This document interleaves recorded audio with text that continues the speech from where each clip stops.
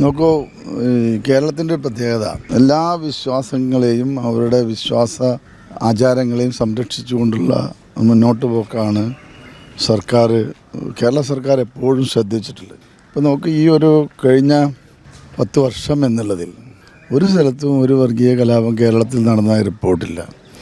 ഇപ്പോൾ ഇന്ന് ഈസ്റ്ററാണ്. മണിപ്പൂർ സംസ്ഥാനത്ത് എത്രയോ 300-ലധികം ന്യൂനപക്ഷ ക്രിസ്ത്യൻ വിഭാഗത്തിൽപ്പെട്ട ആളുകളാണ് കൊല ചെയ്യപ്പെട്ടത്.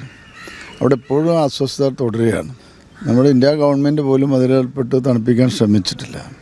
നമ്മുടെ ഏറ്റവും പ്രിയപ്പെട്ട നമ്മുടെ പിതാക്കൾ, പ്രത്യേകിച്ച് നമ്മുടെ അച്ഛന്മാർ, ഈ പള്ളിയുമായി ബന്ധപ്പെട്ടുള്ള പ്രവർത്തനങ്ങൾ നടത്തുന്ന ആളുകൾക്ക് ഇപ്പോൾ കേരളത്തിന് പുറത്തുള്ള സംസ്ഥാനങ്ങളിൽ ലോഹ ധരിച്ചു പോലും, അവരുടെ തിരുവസ്ത്രം ധരിച്ചു പോലും പോകാൻ പറ്റാത്തൊരവസ്ഥ ഇന്ന് ഇന്ത്യയിലുണ്ട്. എത്രയോ സ്ഥലങ്ങളിൽ ഞങ്ങളൊക്കെ ട്രെയിനിൽ പോകുമ്പോൾ പല ഈ പാതിരിമാരോടും നമ്മൾ പിതാക്കളോടൊക്കെ സംസാരിക്കുമ്പോൾ അവർ പങ്കുവെക്കുന്ന വിവരമാണ്. പലപ്പോഴും അത്രയും മോശമായ രീതിയിലാണ് പല ഉത്തരേന്ത്യൻ സംസ്ഥാനങ്ങളിലും ഇന്ന് ക്രിസ്ത്യൻ ന്യൂനപക്ഷങ്ങൾക്കെതിരായി നടക്കുന്ന അക്രമങ്ങൾ വലിയ തോതിലാണ്. അവരുടെ സമ്പത്ത് കൊള്ളയടിക്കുക, അവിടെ ആരാധനകൾ തടയുക, അവിടെ പ്രാർത്ഥന തടയുക, അങ്ങനെ ധാരാളം കാര്യങ്ങളുണ്ട്. പക്ഷെ കേരളത്തെ സംബന്ധിച്ചിടത്തോളം ഭരണഘടന നൽകുന്ന എല്ലാ സ്വാതന്ത്ര്യവും അവർക്ക് നൽകുന്നുണ്ട്. അവരുടെ ഏതു തരത്തിലുള്ള വിശ്വാസ പ്രമാണങ്ങളിലും ഗവൺമെൻറ് ഒരു മിഷണറിയോ ഇടപെടാറില്ല. അവർക്ക് ആവശ്യമായിട്ടുള്ള സഹായങ്ങൾ ചെയ്തു കൊടുക്കുകയാണ്. എപ്പോഴും ഇടതുപക്ഷ ഗവൺമെൻറ് അവരെ ചേർത്ത് പിടിച്ച നയം മാത്രമാണ് നമ്മൾ ചെയ്തിട്ടുള്ളത്. ആ ഒരു കാര്യം ഈ അവസരത്തിൽ ഓർമ്മിക്കുകയാണ്. ഇനി തിങ്കൾ, ചൊവ്വ, ബുധൻ 3 ദിവസം കഴിഞ്ഞാൽ നമ്മൾ പോളിംഗ് ബൂത്തിലേക്ക് പോവുകയാണ് എല്ലാവരും. സാറിന് ഭയം തോന്നുന്നുണ്ടോ? ഭയം എന്നുള്ള കാര്യം എന്തിനു ഭയക്കേണ്ട ആവശ്യം? ഇന്ത്യൻ ജനാധിപത്യം, അതിൽ ജനാധിപത്യ വ്യവസ്ഥകൾ പാലിച്ച് ഏറ്റവും നല്ല രീതിയിൽ ജനാധിപത്യ വോട്ടിംഗ് സമ്പ്രദായം നടക്കുന്ന ഒരു സ്റ്റേറ്റാണ് കേരളം. ഇവിടെ ഭയപ്പാടില്ലാതെ എല്ലാവരും വോട്ട് ചെയ്യുന്നൊരു സംസ്ഥാനമാണ്. പിന്നെ ആരെയാണ് ഭയക്കേണ്ടത്? അങ്ങനെ ഒരു ഭയമോ പേടിയോ ഒന്നുമില്ല. അതുള്ളവരുണ്ടാവും. ഞാൻ വന്നതുകൊണ്ട് ഭയക്കുന്ന ധാരാളം ആളുകളുണ്ട്. ഞാൻ താനൂരിൽ നിന്ന് തിരൂരിലേക്ക് മാറുമ്പോൾ അതാണ് അപവാദ പ്രചരണങ്ങളുടെ കുത്തൊഴുക്ക് നിങ്ങൾ കാണുന്നത്. അതിന് കാരണം താനൂരിൽ 10 വർഷം എന്നുള്ളത് 2 തവണയും ഞാൻ പരാജയപ്പെടുത്തിയ രാഷ്ട്രീയ കക്ഷികൾ നിങ്ങൾക്കൊക്കെ തന്നെ അറിയാം. അത് 60-65 വർഷങ്ങൾക്ക് ശേഷമാണ് അവരുടെ ആധിപത്യം അവിടെ നഷ്ടപ്പെട്ടത്.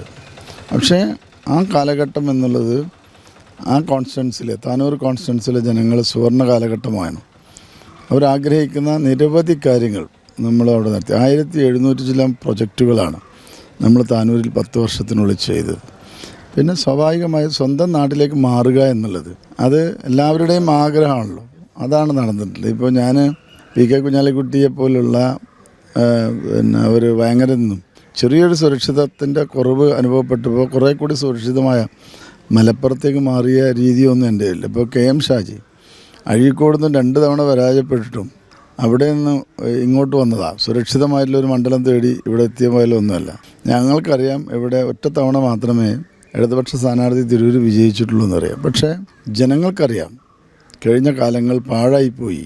എത്രയോ വർഷങ്ങൾ തിരൂരിൻ്റെ വികസന മുരടിപ്പിന് അതിന് നേതൃത്വം നൽകി. ആ മുരടിപ്പിന് നേതൃത്വം നൽകിയവരാണ് ഇത്തവണ മറുഭാഗത്തുള്ളത്.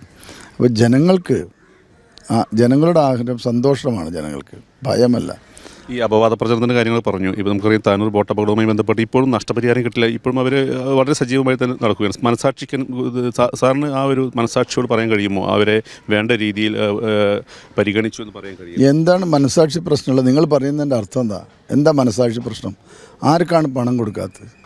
ആർക്കാണ് പണം കിട്ടാത്തത്? ചികിത്സാ സഹായം സമ്പൂർണ്ണമായും സൗജന്യമായി നടക്കുകയാണ്. അതിന് ബന്ധപ്പെട്ട സർക്കാർ ഉത്തരവ്.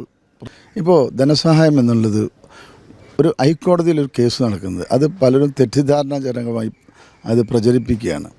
കേരള ഹൈക്കോടതിയിൽ ഈ ധനസഹായം ബന്ധപ്പെട്ടൊരു കേസ് നടക്കുന്നുണ്ട്. ഇതിൽ മരണപ്പെട്ട ഒരു കുട്ടിയുടെ അച്ഛൻ 2ാം വിവാഹം കഴിക്കാതെ തന്നെ മറ്റൊരു ഭാര്യയുമായി താമസിക്കുകയാണ്. ആ താമസിക്കുന്ന ആളുകൾ ഈ കുട്ടിയെയും ഈ ഭാര്യയെയും ഒന്നും ശ്രദ്ധിച്ചിട്ടുണ്ടായിരുന്നില്ല. അവരുടെ വലിയ ഉമ്മയാണ് ആ കുട്ടിയുടെ സംരക്ഷണം മുഴുവൻ നടക്കുന്നത്. അവിടുത്തെ പരപ്പനങ്ങാടി മുനിസിപ്പൽ കൗൺസിലും ഒക്കെ തന്നെ, അന്ന് മുസ്ലിം ലീഗിൻ്റെ കൗൺസിലാണ്, അവർ തന്നെ ഇവർക്ക് ധനസഹായം കൊടുക്കാൻ പാടില്ല എന്ന് പറഞ്ഞ കത്ത് കമ്മീഷന് മുമ്പിൽ ഇരിക്കുകയാണ്. ഇത് ഹൈക്കോടതിയുടെ കാര്യമായതിന് കൂടുതൽ ഞാൻ പറയുന്നത് അതേക്കുറിച്ച്. അപ്പോൾ തെറ്റായുള്ള പ്രചരണങ്ങൾ ഇങ്ങനെ ഈ ഒരു പ്രാദേശിക മാധ്യമങ്ങൾ നിങ്ങൾ കൊടുക്കരുത്. കാരണം ഇതിൻ്റെ സത്യാവസ്ഥ നിങ്ങൾ മനസ്സിലാക്കണം. ഓരോ രാഷ്ട്രീയ പാർട്ടികളും വന്നപ്പോൾ ഏതൊരു പാർട്ടി കഴിഞ്ഞ ദിവസം നടന്നു, അവർ തിരിച്ചൊരു ചോദ്യം ചോദിച്ചപ്പോൾ പത്രസമ്മേളനം നിർത്തി പോയല്ലോ. എന്തുകൊണ്ടാണ്? അപ്പോൾ ധനസഹായം കൊടുക്കുന്നതിൽ ഒരു കുറവ് എവിടെയും വരുത്തില്ല. ഇവിടെ മനസാക്ഷി പ്രശ്നമൊന്നുമില്ല. ഞങ്ങൾ കൃത്യമായി തന്നെ മനസാക്ഷിക്ക് അനുസരിച്ചും അതിലപ്പുറം അതിന് പ്രവർത്തികൾ നടത്തിയിട്ടുണ്ട്. ഇവിടെ വലിയ തോതിലുള്ള ഈ അപകടത്തിന് കാരണക്കാർ താനൂർ നഗരസഭ എങ്ങനെയാണ്? അവിടെ ആളുകളെ കയറ്റി പോകുന്നു എന്ന് ജനങ്ങൾ പരാതി പറഞ്ഞു. അവിടുത്തെ മുനിസിപ്പൽ കൗൺസിലർ പറഞ്ഞു. അവിടുത്തെ സ്റ്റാൻഡിംഗ് കമ്മിറ്റി ചെയർമാൻ അറിയിച്ചു. എന്തുകൊണ്ട് നടപടി ഉണ്ടായില്ല? അത് ഒരു നഗരസഭയല്ല ചെയ്യേണ്ടത്. അവർ ചെയ്യേണ്ട കാര്യങ്ങൾ ചെയ്യാതെ പിന്നീട് അപകടം സംഭവിച്ചതിന് ശേഷം ഇങ്ങനെ പ്രസ്താവന നടത്തി. ഇപ്പോഴാണോ ഇതൊക്കെ പറഞ്ഞു വരും? ആ സമയത്ത് കമ്മീഷനുണ്ടല്ലോ. കമ്മീഷനിൽ ഇവർ ഒരു കാര്യം പറഞ്ഞിട്ടല്ലോ. കമ്മീഷൻ്റെ റിപ്പോർട്ടുകൾ വരാൻ പോകുന്നല്ലേ ഉള്ളൂ. അപ്പോൾ കുറ്റക്കാരായിട്ടുള്ള ആളുകൾ അവിടെ നിൽക്കുകയാണ്. അത് കമ്മീഷൻ റിപ്പോർട്ട് വന്നു കഴിഞ്ഞാൽ നമുക്കറിയാം. ഇപ്പോൾ കുറ്റക്കാരെ കണ്ടെത്തുക മാത്രമല്ല, അവരെല്ലാം ജാമ്യത്തിലാണ് ഇപ്പോൾ ഉള്ളത്, ഇതിന് ബന്ധപ്പെട്ട പ്രതികൾ. അപ്പോൾ ഈ ധനസഹായം എന്നുള്ള കാര്യത്തിൽ തെറ്റായിട്ടുള്ള ധാരണ പരത്തരുത്. അവിടെ ഈ ഒരു കുട്ടിയുടെ കാര്യത്തിൽ ഇയാൾ രണ്ടാം ഭാര്യയോടൊത്ത് താമസിക്കുന്നുണ്ട്. ആ കുട്ടിയെ സംരക്ഷിക്കുന്ന അവരുടെ വല്യമ്മയാണ്. അവർക്ക് പണം കൊടുക്കണമെന്നും ഇവർക്ക് പണം കിട്ടണം എന്ന് പറഞ്ഞ് ഇവൻ ഈ പണത്തിന് വേണ്ടി നടക്കുകയാണ്. അത് ഇപ്പോൾ കോടതിയിൽ കേസാണ്. ആ കേസിനെ കുറിച്ച് ഞാനൊന്നും പറയുന്നില്ല. ആ കേസിൻ്റെ വിധിയാവുന്നതനുസരിച്ച് ആ കാര്യം നടക്കും. മറ്റൊരു കുട്ടിക്കുള്ള ജീവിതകാലം മുഴുവൻ അവർക്ക് ആ ചികിത്സാ സഹായം ഗവൺമെൻറ്റിൽ നിന്ന് കിട്ടും. അപ്പോൾ കൃത്യമായി തന്നെ അതിലിടപെട്ട് ഈ ഇലക്ഷൻ്റെ ഡ്യൂട്ടി നടക്കുന്ന സമയത്ത് എല്ലാ ഉദ്യോഗസ്ഥരും തിരക്കാണ്. ഞാനിവിടെ മുനിസിപ്പൽ കൗൺസിലറായിരുന്നു. ആ കാലത്ത് ആദ്യം തന്നെ സ്റ്റാൻഡിംഗ് കമ്മിറ്റി ചെയർമാനായി. ആ കാലത്ത് നല്ല കാര്യങ്ങൾ ധാരാളം ചെയ്തിട്ടുണ്ട്. അത് കഴിഞ്ഞ് മുനിസിപ്പൽ വൈസ് ചെയർമാനായി. ആ കാലഘട്ടത്തിൽ നല്ല കാര്യങ്ങൾ ഈ വികസനവുമായി ബന്ധപ്പെട്ട് ചെയ്തിട്ടുണ്ട്. ഇപ്പോൾ ഇതിന് ശേഷം മന്ത്രിയായും MLA ആയും നടക്കും. താനൂരിലെ ജനങ്ങൾ ആഗ്രഹിച്ച് മുഴുവൻ കാര്യങ്ങളും നടത്തിയിട്ടുണ്ട്. പക്ഷെ ഒരു കാര്യം പറയാം, തെറ്റായ അങ്ങോട്ടൊന്നും പോകണ്ട. തെറ്റായ കാര്യങ്ങൾ നിങ്ങളുടെ ഭാഷ തന്നെ നിങ്ങൾ ഈ രീതിയിൽ നോ വിരാജിക്കുക എന്നല്ല സുഗലോലുപർക്കുള്ള വാക്കാണ്. ഇവിടെ വിരാജനമൊന്നുമല്ല. കേരളത്തിലെ എല്ലാ മന്ത്രിമാരും അവരുടെ ജോലി കൃത്യമായി ചെയ്ത്, അതുകൊണ്ടാണ് കേരള വികസന മോഡൽ എന്ന് നിങ്ങളൊക്കെ തന്നെ ഇപ്പോൾ പറയാനിടവരുന്നത് ആ മന്ത്രിമാരുടെയും മുഖ്യമന്ത്രിമാരുടെയും കൃത്യതയോടുള്ള പ്രവർത്തനത്തിൻ്റെ ഭാഗമായിട്ടാണ്. തിരൂരിൽ ഒരു മാറ്റം ജനങ്ങൾ ആഗ്രഹിക്കുന്നുണ്ട്. ആ മാറ്റം സംഭവിക്കും. തിരൂരും കാലത്തോടൊപ്പം വികസിക്കും. കേരള മോഡൽ വികസനം തിരൂരിലുണ്ടാവും. അപ്പോൾ അവരെല്ലാം ആഗ്രഹിക്കുന്നുണ്ട്. പ്രത്യാശയാണ്. ആ പ്രത്യാശ അവർക്ക് ഉണ്ട്. തീർച്ചയായും അത് സഫലമാവും. ഇവിടെ വന്നപ്പോൾ പറഞ്ഞൊരു കാര്യം, ഈ വഴി റോഡൊക്കെ കണ്ടല്ലോ. അപ്പോൾ സാറേ അത് പരിഹരിക്കുമെന്ന പ്രതീക്ഷയൊക്കെ അവരുടെ മുഖത്തുണ്ട്. ഒന്നും രണ്ടും സ്ഥലങ്ങളിലല്ല ഈ പ്രശ്നമുള്ളത്. നമ്മുടെ തിരൂർ നിയോജക മണ്ഡലത്തിൽ സഞ്ചരിക്കുന്ന എല്ലാ സ്ഥലങ്ങളിലും ഈ പ്രശ്നമാണ്. ഇതിൽ പരിഹാരം കാണേണ്ടവർ തന്നെ കണ്ണു ചിമ്പുകയാണ്. അതുകൊണ്ടാണല്ലോ താനൂരിൽ മത്സരിച്ച് ജയിച്ചിരുന്ന എനിക്ക് ഇങ്ങോട്ട് മാറേണ്ടത്. എൻ്റെ നാടും എൻ്റെ നാട്ടുകാർക്കും സൗകര്യങ്ങളുണ്ടാവണം. ഇപ്പോൾ കേരളത്തിൽ എല്ലാ മണ്ഡലങ്ങളും എത്ര നല്ല രീതിയിലാണ് അവിടുത്തെ വികസന പ്രവർത്തനം ഡെവലപ്മെൻറ്റ്സ് ഉണ്ടായിട്ടുള്ളത്. ഏറ്റവും നല്ല രീതിയിൽ വികസിച്ച മണ്ഡലങ്ങളാണ് മലപ്പുറത്തെ പല മണ്ഡലങ്ങളും. തിരൂരല്ലാതെ തൊട്ടടുത്തുള്ള കോട്ടക്കലായാലും വെള്ളിക്കുന്നായാലും ഒക്കെ നോക്കൂ. എന്തുകൊണ്ട് നിങ്ങൾ ചെയ്തില്ല എന്നൊരു ചോദ്യം അവർ ചോദിക്കും. ഈ ഇടതുപക്ഷ ഗവൺമെൻറ് വന്നതിന് ശേഷം ധാരാളം പണം നോക്കൂ. ബഡ്ജറ്റിന് പുറമെ 1,10,000 കോടി രൂപയാണ് ഇവിടെ ഇത്തരം പ്രവൃത്തികൾക്ക് നൽകിയില്ല. 50,000 കോടിയിൽ അധികം രൂപ റോഡുകളുടെ പരിപാലനം, നിർമ്മാണം, അതിൻ്റെ നവീകരണത്തിനൊക്കെ തന്നെ ചെലവഴിച്ചു. എന്തുകൊണ്ട് നിങ്ങൾ വാങ്ങിയില്ല എന്ന ചോദ്യത്തിന് ഉത്തരമില്ല. ഇപ്പോൾ ഇന്നലെ ബഹുമാനപ്പെട്ട തിരൂരിൻ്റെ MLA ആയിരുന്ന ശ്രീ കുറുക്കോളി പറഞ്ഞത് എനിക്ക് പണം തന്നില്ല എന്നല്ല. അങ്ങനെ ആർക്കെങ്കിലും പറയാൻ കഴിയുമോ?